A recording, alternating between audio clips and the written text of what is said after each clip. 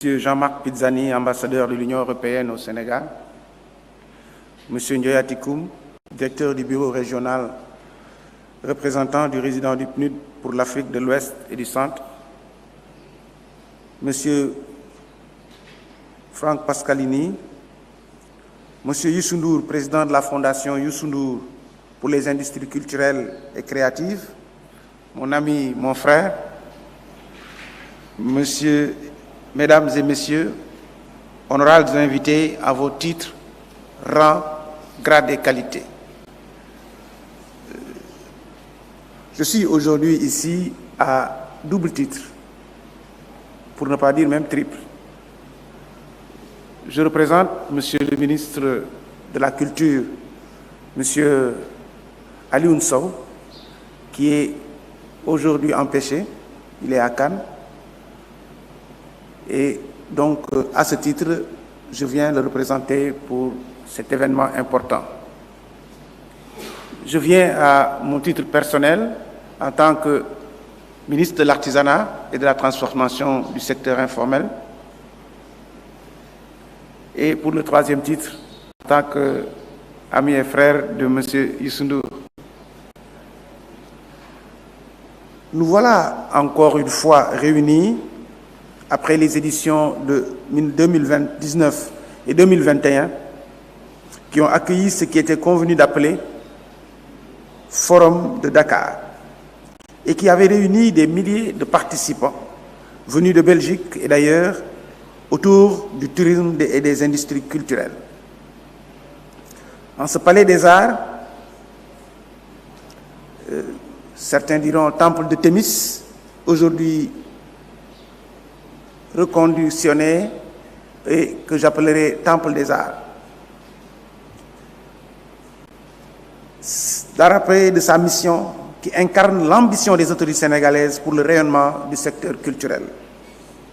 Cette ambition, c'est aussi la vôtre, portée par votre Fort Afrique, qui peut être compris aujourd'hui pour l'Afrique également.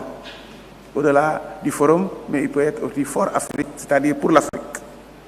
Cette ambition, votre ambition pour l'Afrique, ses créateurs et ses populations se matérialisent ainsi de fort belle manière, car elle constitue désormais un tremplin pour booster de façon durable nos industries culturelles et créatives. Vous vous inscrivez ainsi dans la dynamique impulsée par le président de la République Macky Sall, qui, dans le cadre du PSE, le programme Sénégal émergent, a réservé une place de choix au développement culturel et artistique. Mesdames et Messieurs, le Sénégal est une république qui place la culture au cœur de l'État. Cette assertion de l'artiste critique d'art Alioune Badiane résume toute la politique culturelle du Sénégal, qui occupe une position centrale dans la construction d'une identité nationale ancrée dans les valeurs de paix, de cohésion sociale et de diversité culturelle, ciment d'une nation unie et forte. En effet, l'État du Sénégal a toujours placé l'épanouissement de l'humain au centre de sa politique de développement. Le président poète Léopold Sédar Senghor est tout à fait allé beaucoup plus loin, en affirmant que la culture est au début et à la fin du développement. Aujourd'hui, avec la prégnance des industries culturelles et créatives, ce propos a gardé tout son sens. La culture est la première condition de développement, épanouissement de l'humain. Et les présidents qui sont succédés au Sénégal l'ont bien compris. Secteur dynamique de l'économie mondiale, les industries culturelles et créatives contribuent à l'offre d'emploi et au renforcement des opportunités économiques. Les industries culturelles et créatives constitue un puissant levier de développement et de rayonnement culturel.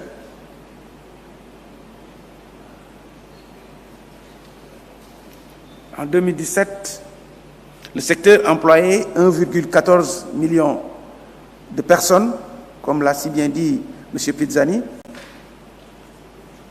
et des pays comme le Nigeria, le poids économique de Nollywood est reconnu depuis plus d'une décennie, et en 2013, l'industrie de la vidéo nigériane représentait 290 millions de dollars annuels et quelques 300 000 personnes y vivent et travaillent. Au Sénégal, la contribution du secteur de la culture dans l'économie nationale sur la base du PIB en 2014 est de l'ordre de 40 à 50 milliards de francs CFA en valeur ajoutée sur le PIB. Ceci est le résultat d'importantes mesures prises par son Excellence le président Macky Sall pour soutenir, financer, structurer et développer les industries culturelles et créatives. Nous avons pour preuve les différents fonds mis en place pour booster la culture.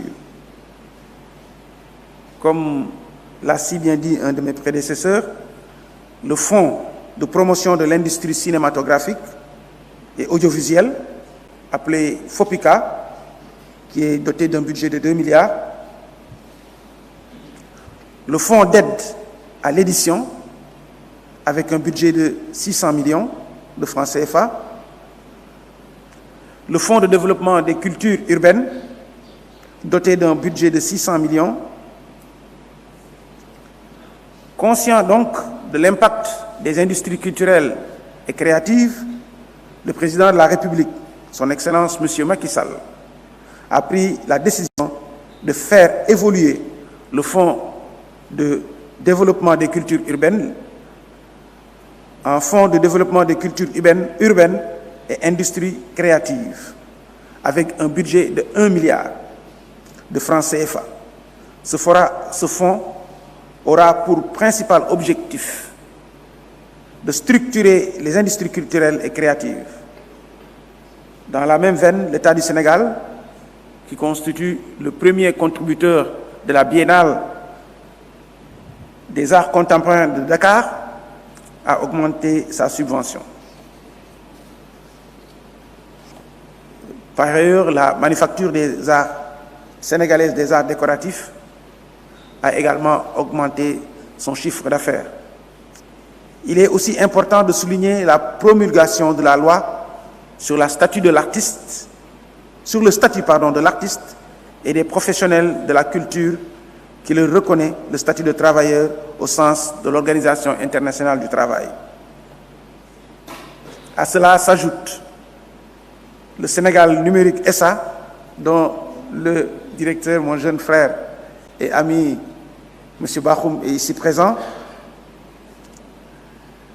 pour le développement des industries créatives et créatives dans le contexte numérique, qui est devenu aujourd'hui une réalité.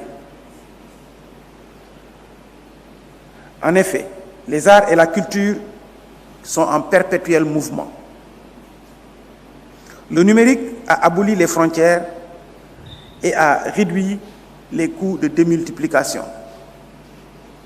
J'ai l'habitude de dire, on est passé de l'étal au village planétaire par le digital. Et c'est ça qui donne toute la qualité et l'importance de démultiplication du numérique.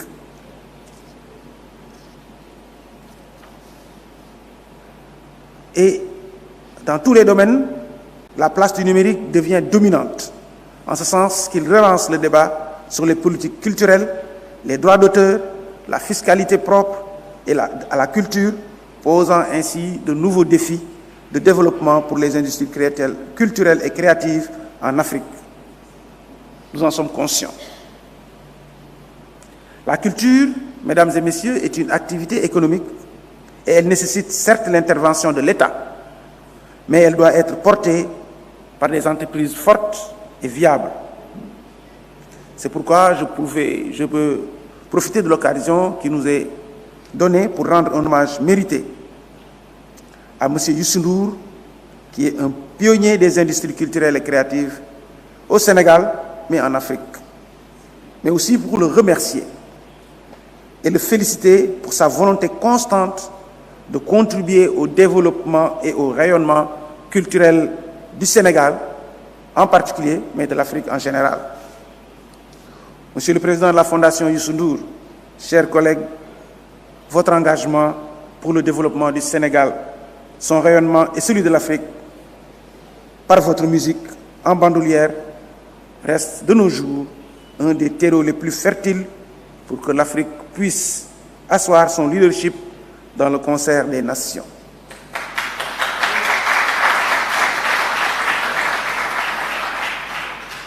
Au même titre que les industries culturelles et créatives, l'artisanat constitue un moteur de l'économie nationale. Et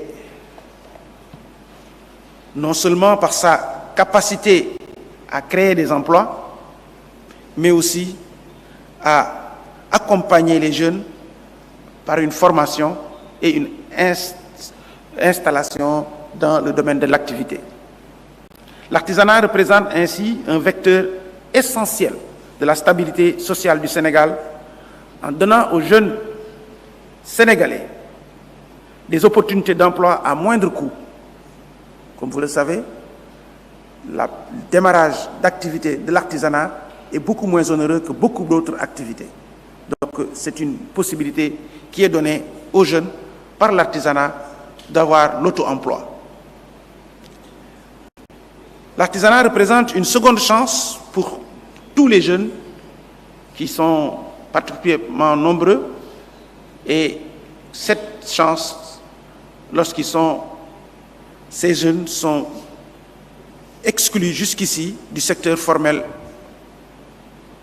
l'éducation formelle, l'artisanat leur permet d'avoir une seconde chance. Mais maintenant, nous voulons que ce paradigme change, que l'artisanat ne soit plus l'école de la seconde chance, mais l'école de la première chance, parce que c'est une possibilité. Aujourd'hui, dans certains pays, comme la France, la plus grande richesse en France, le plus riche, c'est LVMH. Donc l'artisanat est pourvoyeur de richesse.